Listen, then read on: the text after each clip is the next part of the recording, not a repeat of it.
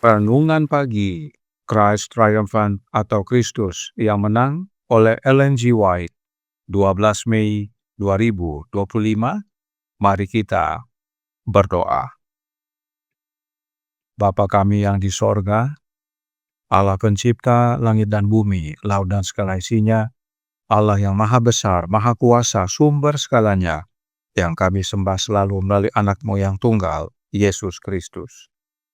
Terpujilah Yesus, anak Allah yang maha tinggi, yang adalah gembala kami yang baik. Pada pagi hari ini kami bersyukur boleh bangun dan berbakti, dan sebagaimana membaca dan mendengarkan nasihat firman-Mu, kiranya ini menjadi sukacita dan pembaharuan bagi kami semua, sebab Engkau ya Bapa pasti menggenapi janji-Mu bagi kami, bila mana kami menuruti akan perintah-perintah-Mu. Beserta kami sepanjang perbaktian ini, kehendak-Mu yang jadi. Ampun kami akan dosa dan salah, karena kami berdoa hanya dalam nama anak Allah yang tunggal, Yesus Kristus, yang adalah Tuhan dan Juru Selamat kami. Amin. Renungan hari ini akan dibacakan oleh Ibu Oktolina Siregar. Kepada Ibu Lina, kami persilahkan. Terima kasih. Selamat pagi Bapak dan Ibu, saudara dan saudari yang terkasih di dalam nama Tuhan kita Yesus Kristus. Bacaan renungan pagi kita pada hari ini tanggal 12 Mei tahun 2025 berjudul Allah setia menepati janjinya. Ayat inti terdapat di dalam Yosua 23 ayat 3 firman Tuhan. Dan kamu telah melihat segala yang dilakukan Tuhan Allahmu kepada semua bangsa di sini demi kamu. Sebab Tuhan Allahmu, dialah yang telah berperang bagi kamu. Perang penaklukan berakhir. Yosua telah mengundurkan diri ke tempat peristirahatan yang tenang di rumahnya di Timnan Serah. Tuhan telah memberi kesan kepada hambanya yang setia untuk melakukan seperti yang telah dilakukan Musa sebelumnya, untuk merangkum sejarah umat dan mengingat kembali syarat-syarat yang telah dibuat Tuhan dengan mereka ketika Ia memberikan kebun anggurnya kepada mereka. Beberapa tahun telah berlalu sejak bangsa itu menetap di tanah milik mereka, dan sudah dapat dilihat bahwa kejahatan yang sama telah mendatangkan penghakiman atas Israel. Ketika Yosua merasakan kelemahan usia yang semakin bertambah, ia dipenuhi dengan kecemasan akan masa depan bangsanya. Ia berbicara kepada mereka dengan lebih dari sekedar rasa ingin tahu seorang ayah ketika mereka berkumpul di sekelilingnya. Meskipun orang Kanaan telah ditaklukkan, mereka masih memiliki sebagian besar tanah yang dijanjikan kepada Israel. Dan Yosua menasehati bangsa itu untuk tidak berdiam diri dengan tenang dan melupakan perintah Tuhan untuk mengusir bangsa-bangsa penyembah berhala ini sepenuhnya. Yosua memohon kepada mereka sendiri sebagai saksi bahwa sejauh mereka telah mematuhi persyaratan, Allah telah dengan setia memenuhi janji-janjinya kepada mereka. Setan menipu banyak orang dengan teori yang masuk akal, bahwa karena kasih Allah bagi umatnya begitu besar, Ia akan memaafkan dosa di dalam diri mereka. Bahwa meskipun ancaman firman Allah dimaksudkan untuk melayani tujuan tertentu dalam pemerintahan moralnya, ancaman-ancaman itu tidak akan pernah digenapi secara harafiah. Namun dalam hubungannya dengan makhluk-makhluk ciptaannya, Allah telah memelihara asas-asas kebenaran dengan menyingkapkan dosa dalam karakternya yang sebenarnya, dengan menunjukkan bahwa akibat pastinya adalah kesengsaraan dan kematian. Pengampunan dosa tanpa syarat tidak pernah ada dan tidak akan pernah ada. Pengampunan seperti itu akan menunjukkan pengabaian asas-asas kebenaran yang merupakan dasar pemerintahan Allah.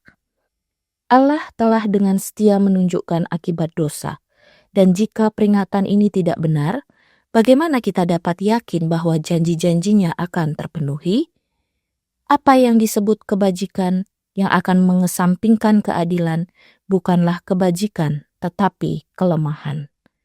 Setelah menyampaikan kebaikan Allah terhadap Israel, Yosua memanggil umat itu dalam nama Yehova untuk memilih siapa yang akan mereka layani.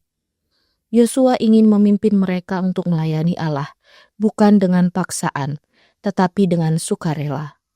Kasih kepada Allah adalah dasar utama agama. Terlibat dalam pelayanannya hanya karena harapan akan pahala atau takut akan hukuman tidak akan ada gunanya. Kemurtadan yang nyata tidak akan lebih menyinggung Allah daripada kemunafikan dan penyembahan formal belaka. Dikutip dari buku manuskrip 135 tahun 1899. Demikianlah bacaan renungan pagi kita pada hari ini. Terima kasih, Tuhan Yesus memberkati. Terima kasih atas penata layanan Ibu Lina. Tuhan Yesus memberkati. Selamat pagi saudaraku dalam Tuhan. Renungan hari ini berkata dalam Christ Triumphant halaman 139 paragraf 6. Setelah menyampaikan kebaikan Allah terhadap Israel, Yosua memanggil umat itu dalam nama Yehova untuk memilih siapa yang akan mereka layani. Siapakah Yehova? Roh Nubuat menolong kita untuk mengenal siapa Yehova dalam The Spirit of Prophecy, Volume 2, halaman 170, paragraf 2. Ia selanjutnya menyatakan, tetapi aku mempunyai suatu kesaksian yang lebih penting daripada kesaksian Yohanes, yaitu segala pekerjaan yang diserahkan Bapa kepadaku, supaya aku melaksanakannya. Pekerjaan itu juga yang kukerjakan sekarang, dan itulah yang memberi kesaksian tentang aku, bahwa Bapa yang mengutus aku. Bukankah langit telah terbuka dan terang dari tahta Allah mengelilingi dia dengan kemuliaan? Sementara suara Yehova menyatakan, inilah anakku yang kukasihi, kepadanyalah aku berkenan. Jelas sekali bahwa Yehova adalah Allah Bapa.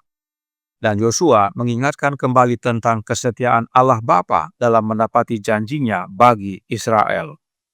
Alkitab berkata dalam Yosua 23 ayat 8-11. Tetapi kamu harus berpaut kepada Tuhan, Allahmu, seperti yang kamu lakukan sampai sekarang. Bukankah Tuhan telah menghalau bangsa-bangsa yang besar dan kuat dari depanmu? Dan akan kamu ini, seorang pun tidak ada yang tahan menghadapi kamu sampai sekarang.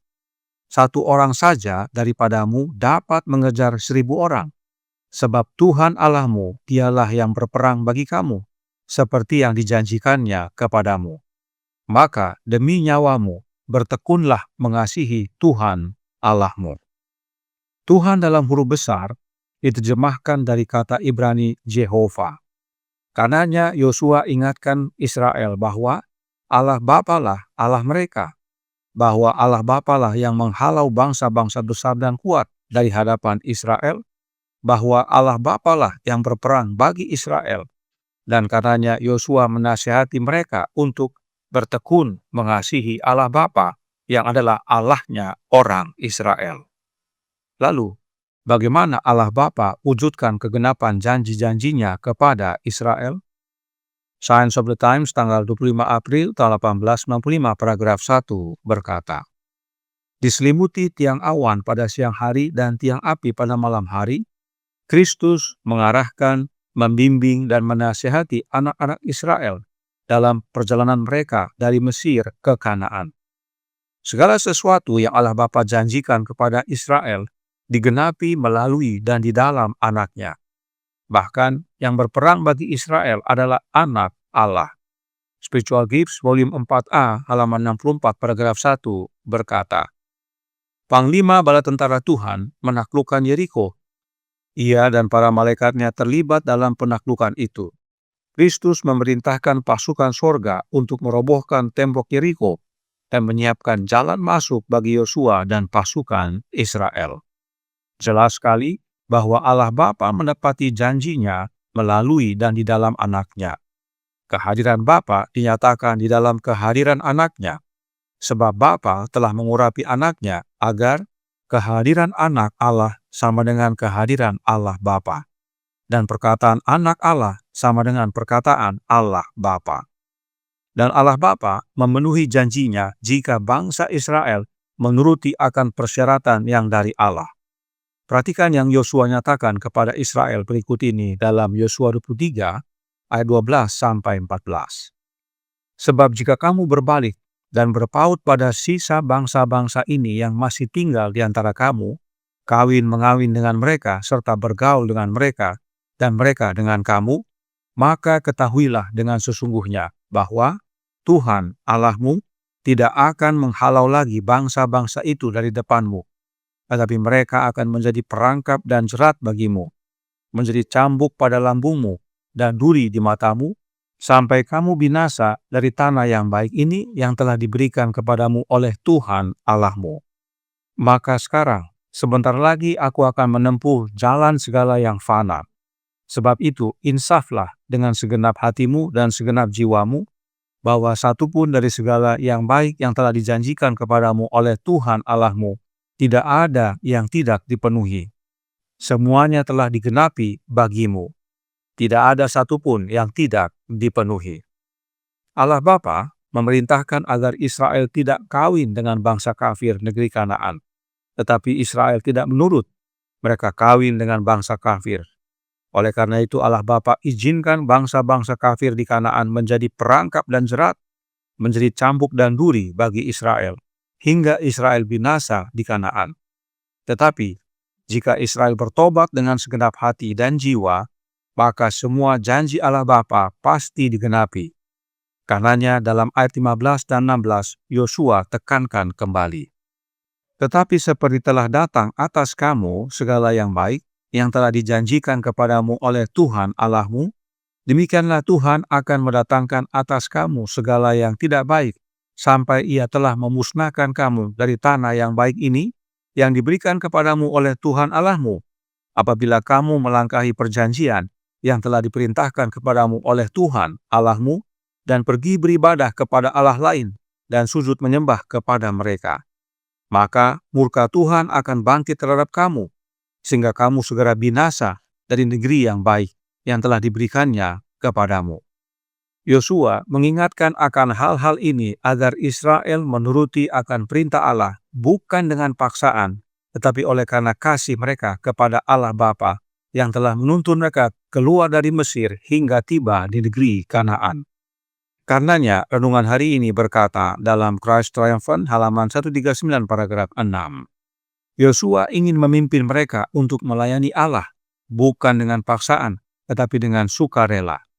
Kasih kepada Allah adalah dasar utama agama. Terlibat dalam pelayanannya hanya karena harapan akan pahala atau takut akan hukuman tidak akan ada gunanya. Kemurtadan yang nyata tidak akan lebih menyinggung Allah daripada kemunafikan dan penyembahan formal belaka. Kiranya nasihat dan himbauan Yosua kepada Israel jasmani menjadi nasihat dan himbauan kepada kita Israel rohani.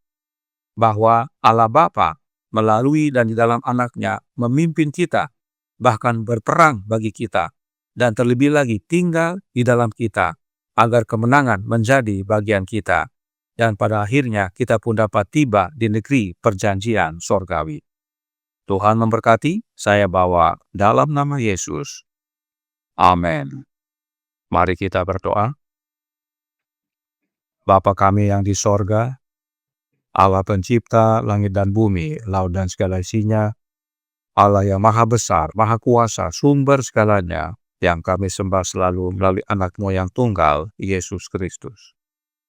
Terima kasih atas kebenaran indah pada pagi hari ini, bahwa Engkau ya Bapa mewujudkan dan menggenapi semua janji-Mu di dalam hidup kami oleh kehadiran anak-Mu. Dan untuk menerima kegenapan janji-janji-Mu, penting bagi kami untuk menuruti akan perintah-perintah-Mu dan kehendak-Mu. Karenanya tolong kami ya Bapa, karuniakanlah roh anak-Mu dalam hidup ini, sebab satu-satunya cara untuk kami dapat menuruti akan perintah-Mu dan menuruti akan segala kehendak-Mu hanya dengan menerima Kristus berkuasa dalam hati kami. Sebab Yesuslah satu-satunya yang telah menuruti akan perintah dan kehendak-Mu dengan sempurna. Dan kemenangan pun dapat menjadi bagian kami. beserta kami sepanjang hari ini kehendak-Mu yang jadi.